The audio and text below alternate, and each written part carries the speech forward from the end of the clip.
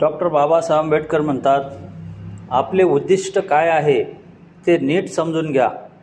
शासनकर्ती जमात बनणे हेच आमचे उद्दिष्ट व आकांक्षा आहे. हे तुमच्या मनात ठसू द्या. तुमच्या घराच्या भिंतीवर ते कोरून ठेवा. म्हणजेच दररोज तुम्हाला आठवण राहील की ज्या आकांक्षा आपण उराशी बाळगून आहोत, ज्याच्यासाठी आम्ही लढत आहोत, ते काही लहान-सहान आणि संकुचित ध्येय नाही. थोड्याशा नोकऱ्यासाठी किंवा सवलतीसाठी आपला लढा नाही. आमच्या अंतःकरणातील आकांक्षा फारच मोठ्या आहेत. शासनकर्ती जमात बनणे हीच ती आकांक्षा होय. ते कृतीत उतरण्यासाठी केवढे भगीरथ प्रयत्न करावे लागतील ते मग तुमच्या ध्यानात येईल.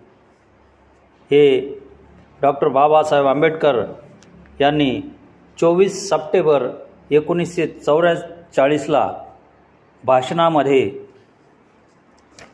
जनसमुदायाला संबोधून वरील विचार मांडले होते.